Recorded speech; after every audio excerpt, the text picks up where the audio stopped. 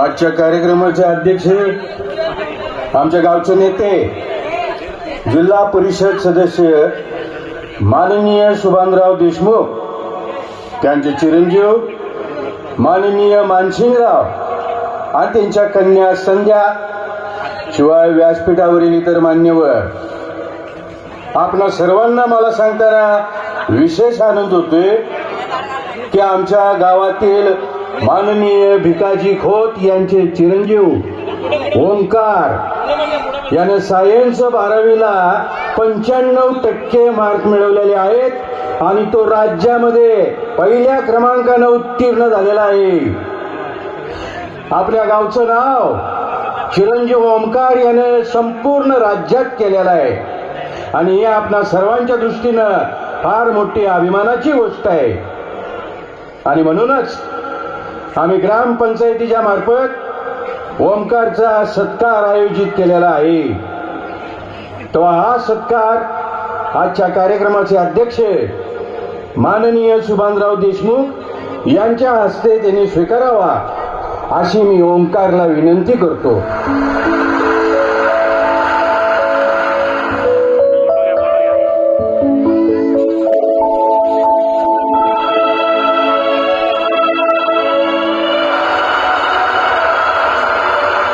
वा वा वा वा वा. मी चिरंजीव ओंकारला विनंती करतो की या सत्कार समारंभाच्या निमित्तानं त्यानं आपलं मनोगत व्यक्त करावं. आजच्या कार्यक्रमाचे अध्यक्ष माननीय देशमुख साहेब, त्यांचे सर्व कुटुंबीय म्हणजे मानसिंगराव आणि संध्या, गावचे सरपंच, व्यासपीठावरील मान्यवर आणि समोर बसलेले सर्व गावकरी, मित्रमंडळी आणि हितचिंतक. खरं सांगायचं म्हणजे या सत्काराने मी अक्षरशः भारावून गेलो. माझ्या पुढच्या वाटचालीस यामुळे खरोखरच मला एक मोठी प्रेरणा मिळाली. मी माझ्या गावकऱ्यांना ग्वाही देतो, मी यापुढे देखील अगदी मन लावून अभ्यास करेन. मी एक चांगला डॉक्टर बनेन, न्यूरोसर्जन, मेंदू स्पेशालिस्ट. आजकाल बऱ्याच वेळा ऍक्सिडेंट्स होतात आणि बऱ्याच वेळा मेंदूला मार लागल्यामुळे मृत्यू होतो आणि मेंदूवरील शस्त्रक्रिया करायला खूप खूप खर्च येतो. सामान्य कुटुंबाला हा खर्च पेलणारा नसतो, त्यामुळे बरेच पेशंट उपचाराविना दगावतात. म्हणूनच कमीत कमी खर्चात ऑपरेशन्स करून सर्वसामान्यांचा आधार बनून मला देशसेवा करायची आणि यासाठीच तुम्हा सगळ्यांच्या आशीर्वादाची शिदोरी माझ्या पाठीशी घेऊन मला माझं ध्येय पूर्ण करायचं. माझे आई वडील अजूनही रोजगार करतात, काबाड कष्ट करतात. त्यांना माझ्या पुढील शिक्षणाचा खर्च पेलवणार नाहीये. मी सरकारी योजनेतून शैक्षणिक कर्ज घेऊन शिक्षण पूर्ण करणार आहे. माझ्या आई वडिलांना आता विश्रांतीची खऱ्या अर्थानं गरज आहे. त्यांना उर्वरित आयुष्य सुखा समाधानात घालवता यावं यासाठीच मी प्रयत्नशील असणार आहे. धन्यवाद. जय हिंद.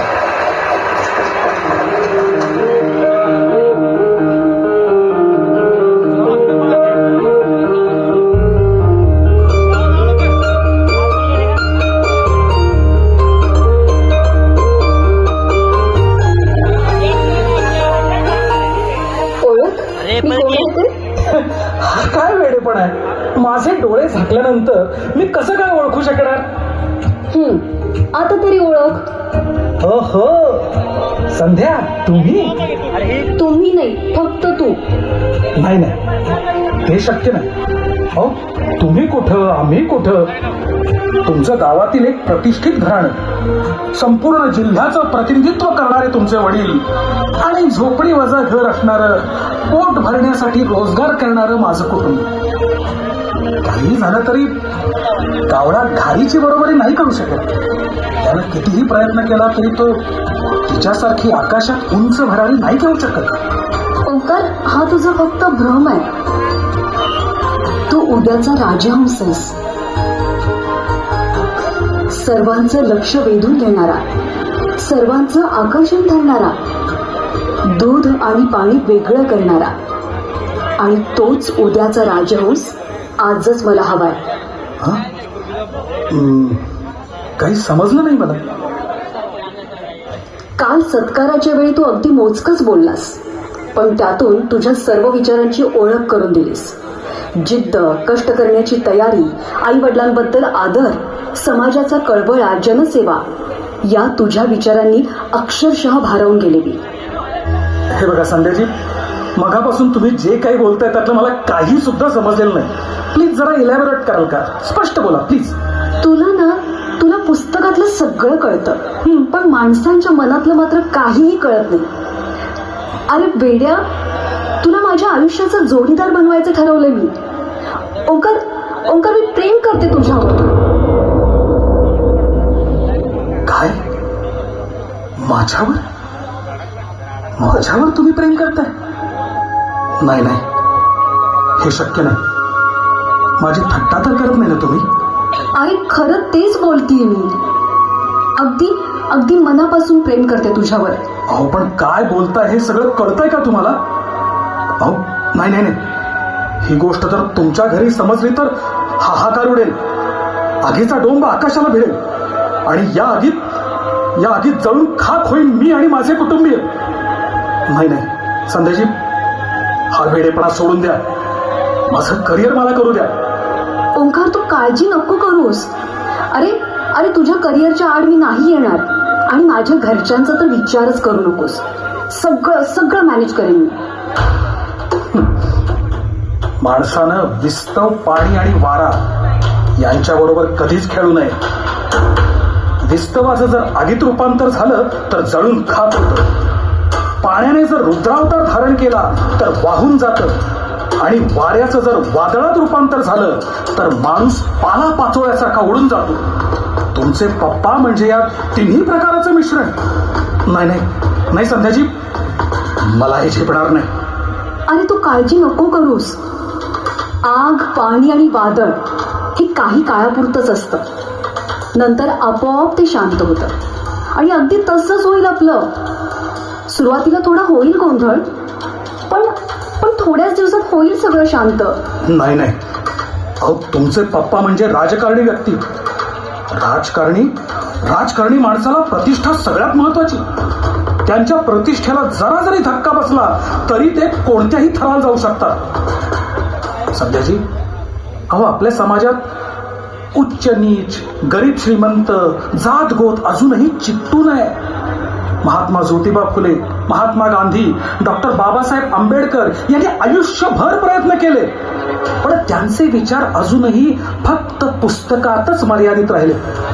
समाजावर त्याचा म्हणावा तितका परिणाम नाही झालेला.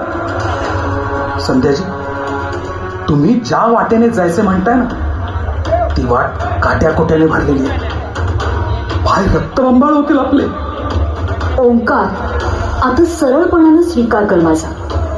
स्त्री ही जेवढी सोशिक असते तेवढीच ती भडक माथ्याची असते. जेवढी विचारी असते तेवढीच ती अविचारीही असते. एखादी गोष्ट जर तिच्या मनाविरुद्ध घडली ना तर ती कोणत्याही थराला जाऊ शकते. सरळ होकार दे, नाहीतर काय? नाहीतर माझ्यावर अतिरेक करण्याचा प्रयत्न केला म्हणून आरडाओरडा करेल. हे बघा, प्लीज डोंट डू दॅट. हो, आयुष्य बर्बाद होईल माझं.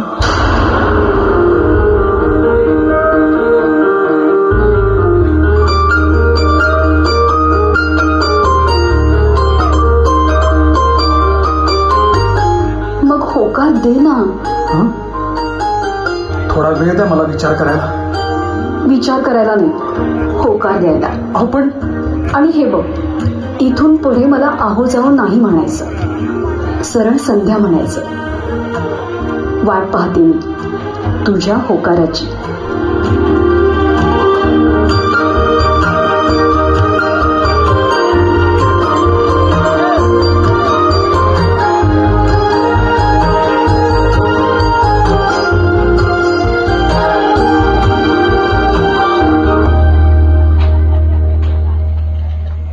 मानसिंग संध्या कॉलेजमधनं आली नाही अजून. अरे आत्ता कुठे 4 वाजले, 5 वाजता येणार आहे ती. पण असं काय विचारलंस? नाही म्हणजे तलावा शेजारच्या बागेत दिसली म्हणून विचारलं रे. अरे तिच्या मैत्रिणी असतील तिच्यासोबत. कॉलेजला दुपारी सुट्टी असेल कदाचित.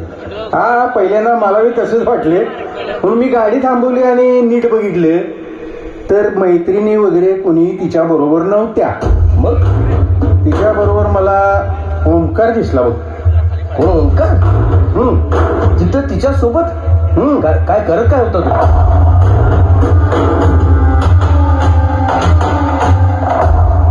आईला या ओंकारच्या आईला लई मार झाला वाटतं याला. मानसिंग, असं एकाकी भडकायला काय झालं?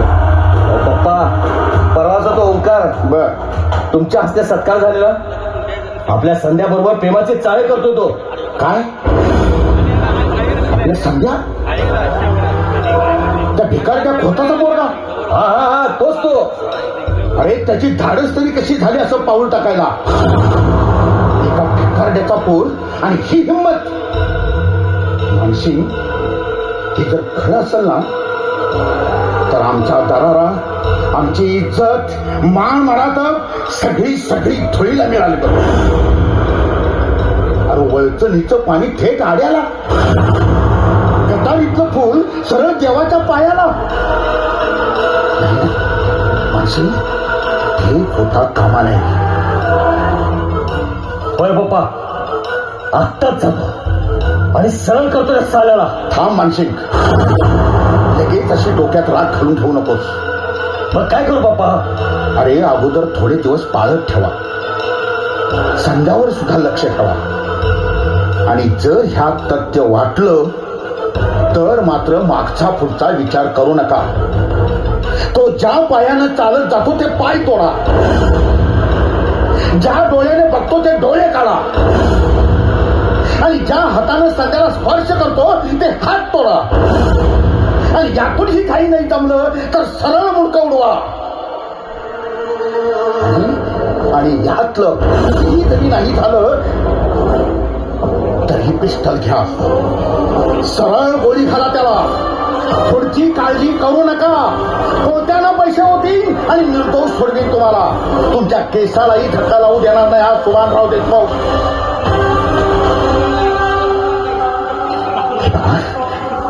गावात बोबाटा व्हायच्या अगोदर हे काम करा. पक्षी उडून जायच्या अगोदरच त्याचं पंख छाटा.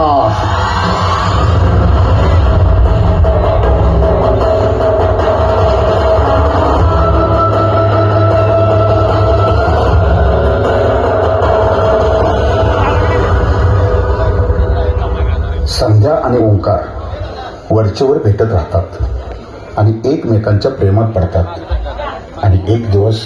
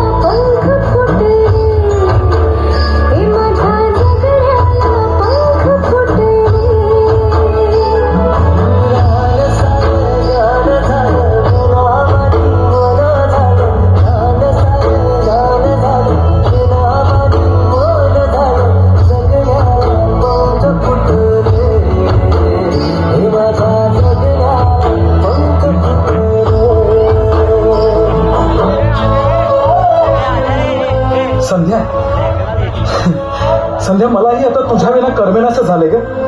रात्रभर झोप लागत नाही. कधी एकदा उजाडेल आणि तुझी भेट होईल असं वाटतं मला.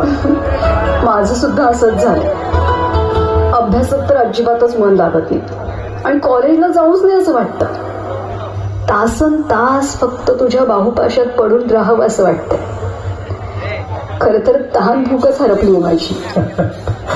बघ ना, अगं माझा सत्कार होतो काय, तू माझ्या प्रेमात पडतेस काय, मी नकार देतो काय आणि हळूहळू तुझ्या प्रेमात पडतो काय. सगळं कसं स्वप्नवत झालं बघ. संध्या, मला वेड लागलंय का तुझं? नाही नाही, अगोदर तू वेडी केलंस मला, पाहता क्षणीच झपाटून टाकलंस मला. संध्या, हे आपलं प्रेम आयुष्यभर टिकेल ना ग? अर्ध्यावर सोडून जा. ओंकार, असं अभद्र बोलू नकोस ना. वेळ आलीस तर मरण पत्करेल. संध्या, पण तुझ्यापासून दूर नाही जाणार मी.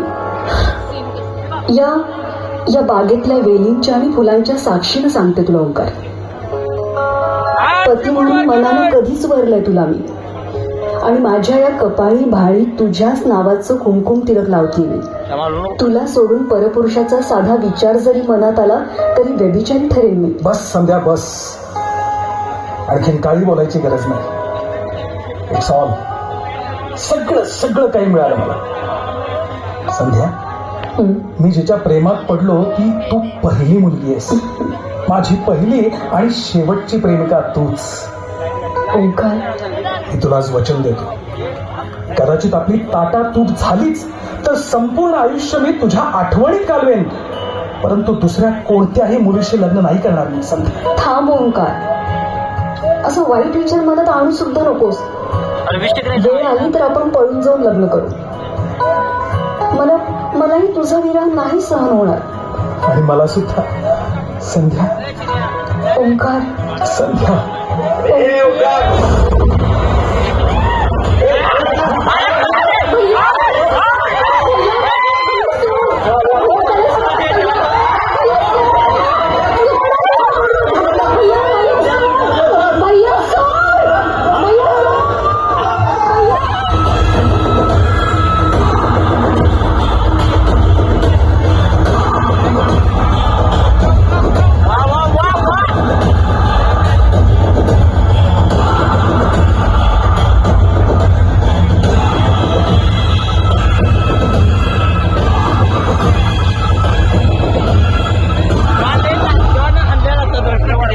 मानसिकराव, आरती आणा.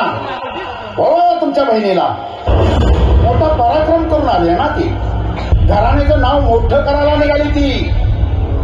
तरी थोडक्यात भागलं, नाही तर वाजत गाजत गावभर मिरवणूक काढावी लागली असते आम्हाला. पप्पा, आजपासून हिचं कॉलेज बंद. एवढंच नाही तर घराच्या बाहेर पडलं पण बंद. आमच्या तोंडाला कळ फसाद चालली होती. त्याचं काय केलं? चांगलाच शेखला त्याला. चांगलाच शिकलाय म्हणजे? हात पाय डोळे याचं काय केलं तुम्ही? हेच करणार होतो, पण ही आई वेळेला तिच्या अंगावर पडली ना.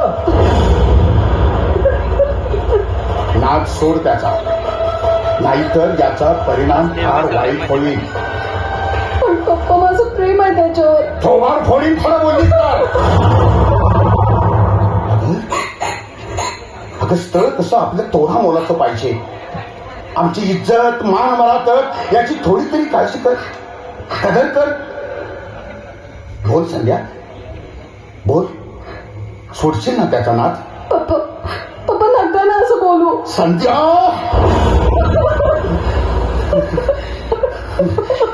हात पाय बांधून जिवंत पुरेन तुला. माझ्या आणि माझ्या घराण्याच्या प्रतिष्ठेसाठी ते सुद्धा करायला मागं पुढं पाहणार नाही मी. तुझं पाऊल चुकीचं पडलं तर गावात नाही तर अख्ख्या जिल्ह्यात तोंड दाखवायला जागा राहणार नाही मला.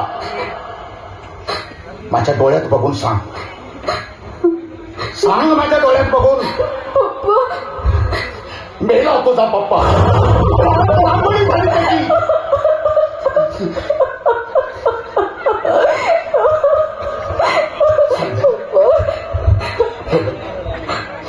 सख्या, तू लहान असतानाच तुझी आई गेली. तेव्हापासून तुझी आई देखील मीच आणि बाप सुद्धा मीच झालो ग. तेव्हा हाताच्या पोटासारखी जपली ग तुला. आणि आता मोठी झालीस आणि याच हातावर तुरी ठेवायला निघालीस. नाही पप्पा. नाक सोड त्याचा. पप्पा प्लीज. झाला. माणसे हा बाबा. हाताशी 4 पोरं घ्या. त्या खोटाचं पोरग कुठं असेल तिथं शोधून काढा. सरळ खलास करून टाका. कोणताही पुरावा न ठेवता विल्हेवाट लावा. हा बाप्पा, तसंच करतो. असं काही करणार नाही तुम्ही. शपथ आहे माझी तुम्हाला. तर तू त्याचा नाद सोडायचास, नाहीतर त्याचा खात्मा आम्ही करायचा. 2च पर्याय आहेत शिल्लक. प्लीज. तो जिवंत राहावा असं वाटत असेल तर त्याचा नाद सोडावा लागेल तुला. अगं बोल. तुम्ही म्हणाल त्याच्या बरोबर लग्न करायला तयार आहे मी पप्पा. पण ओंकारला काही करू नका पप्पा.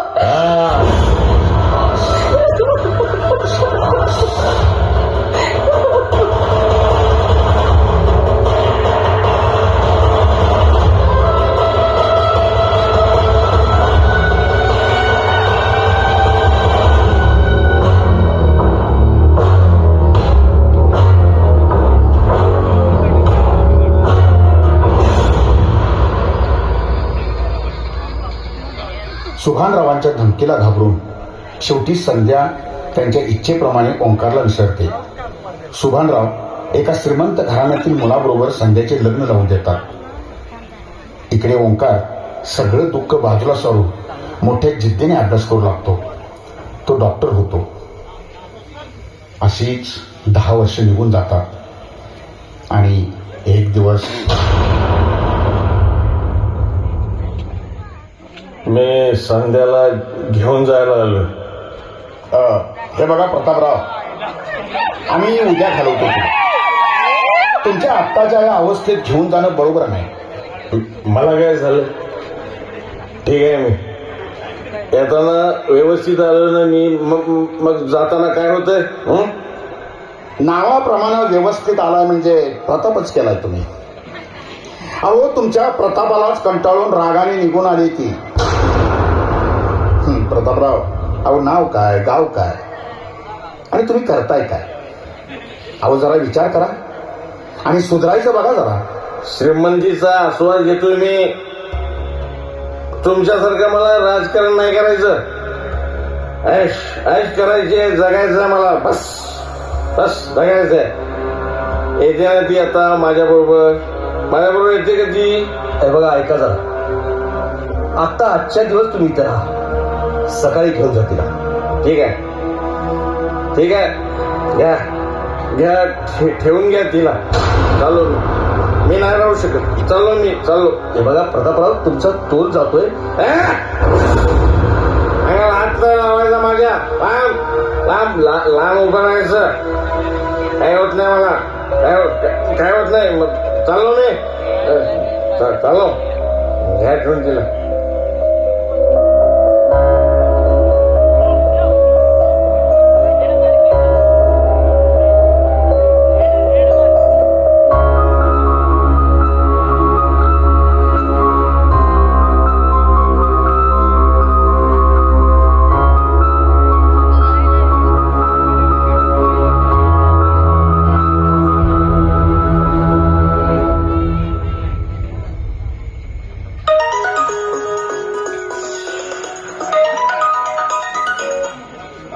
हॅलो.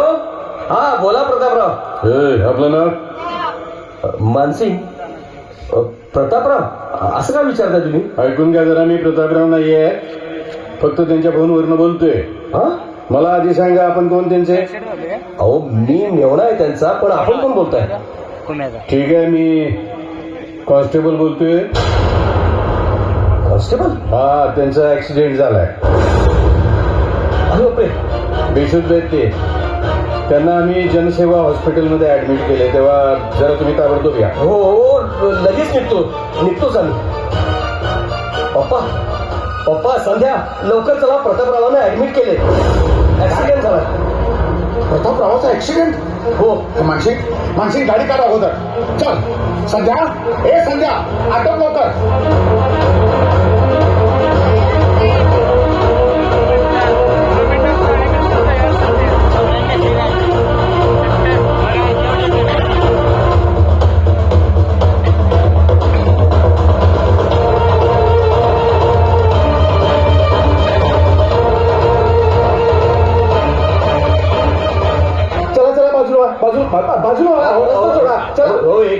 अहो पेशंट कुठे आहे ते सांगा ना. हे बघा, आम्हाला डिस्टर्ब करू नका, बाजूला व्हा आधी.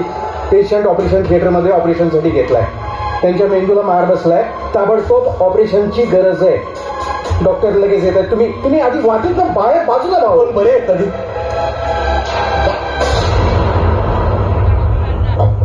मानसिंग, हा ओंकारच ना? प्रतापरावांना इथं कोणी आणलं? पोलिसांनी ऍडमिट केले त्याला. त्यांच्या मेंदूला मार बसला. मेंदूचं ऑपरेशन करणारे हेच एकमेव डॉक्टर आहे तिथं. बदला तर घेणार नाही ना हा?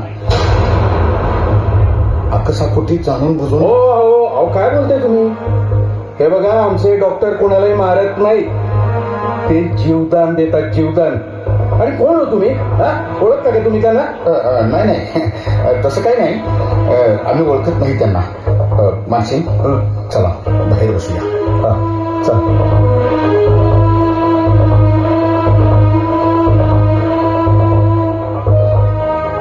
जवळजवळ 3 तास शस्त्रक्रिया चालू राहते. शस्त्रक्रिया पूर्ण होते आणि यशस्वी होते. हे बघा, ऑपरेशन झालेलं आहे. पेशंट शुद्धीवर आल्याशिवाय कुणालाही भेटता येणार नाही बरं का. पेशंटची काळजी घेण्यासाठी नर्स त्यांच्या सोबत आहेत आणि पेशंट शुद्धीवर आल्यानंतर त्या तुम्हाला आतमध्ये बोलवतील. शुद्धीवर यायला किमान 2 तास तरी लागतील. तोपर्यंत तुम्ही सगळे चहा पाणी घेऊन येऊ शकता. ठीक आहे मानसिंग, चला हॉटेलमध्ये चहा नाश्ता करून घेऊन येऊ. संध्या, तू पण चल. नाही, मला काही नको. तुम्ही या, मी बसते इथं. Excuse me. बोला मॅडम. मला डॉक्टरांना भेटायचंय. नाही मॅडम, ही ओपीडीची वेळ आहे हो. आणि हे बघा, इतर वेळी कोणालाही भेटत नाही डॉक्टर. डॉक्टरांचं लग्न झालंय? डॉक्टरांचं लग्न केव्हाच झाले. आता ते थोडा वेळ त्यांच्या पत्नीशी बोलत बसतात आणि नंतर ते घरी जातात. तिथेही तासन तास बोलत राहतात त्यांच्याशी. ते आता केबिन मध्ये आहे. प्लीज मला पाहायचंय त्यांना. नाही मॅडम, हे बघा, कुणालाही भेटायची परवानगी नाहीये. अहो, आम्ही सुद्धा आज जाऊ शकत नाही त्यांच्याकडे. हे बघा, बोलायचं असेल तर फोनवरून बोलता येतं ना त्यांच्याशी. नाही, मी इथून विंडोतून फक्त लांबून पाहते ना त्यांना. अहो पण प्लीज. ठीक आहे. हे बघा, पण फक्त थोडा वेळ बरं का. केबिन मध्ये तर दुसरं कोणी नाही, फक्त डॉक्टरच आहे. त्यांची पत्नी कुठे आहे? मॅडम, त्यांच्या समोर जे दिसतंय ना, त्या त्यांच्या पत्नी. त्यांचं नाव संध्या होतं बहुतेक.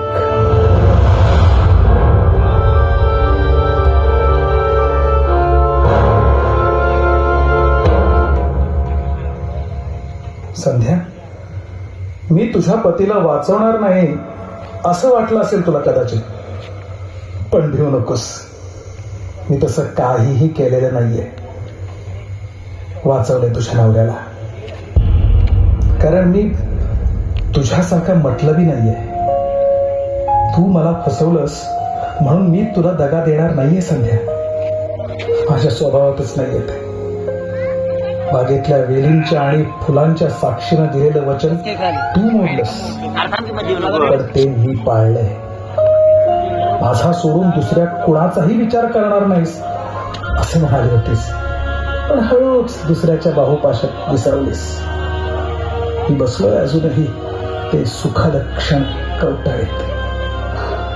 संध्या, मी अजून लग्न नाही केलं आणि यापुढेही करणार नाही. माझ्याजवळ पैसा आहे, फिरायला गाडी, पाहायला बंगला, सगळं आहे. पण तू नाहीयेस. मला तू विसरलीस, पण मी नाही विसरू शकत तुला संध्या. पण संध्या, तू आहेस तिथं सुखी आहे.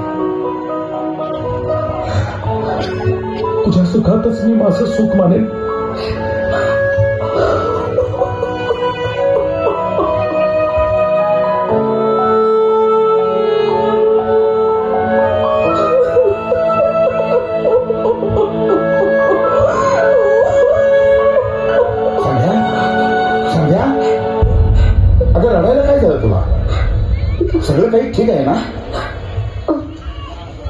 तसं काही नाही पप्पा. पण पप्पा मला उगीच भीती वाटते आता. मला इथे धीर लागत नाहीये. मी घरी जाते. तुम्ही आणि भैया थांबा इथे.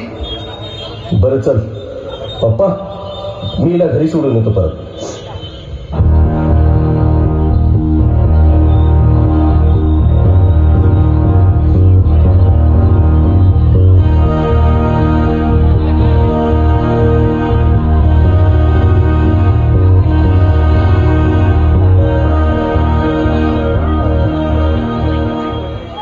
ओंकार, काय म्हणू तुला?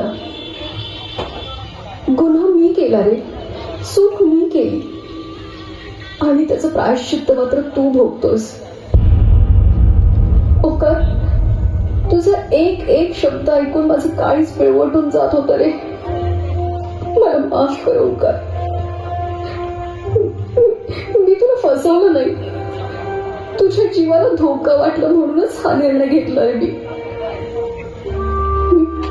फक्त शरीराने प्रतापची झाली, पण अजून मनाने तुझीच आहे रे.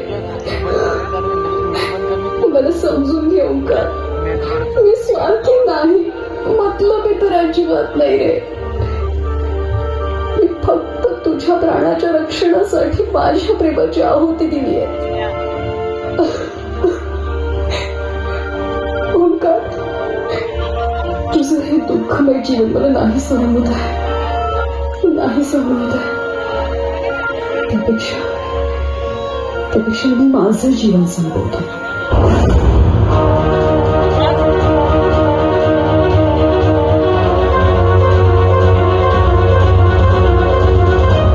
पप्पा, भैया, माफ करा मला, माफ करा मला. मानसांच्या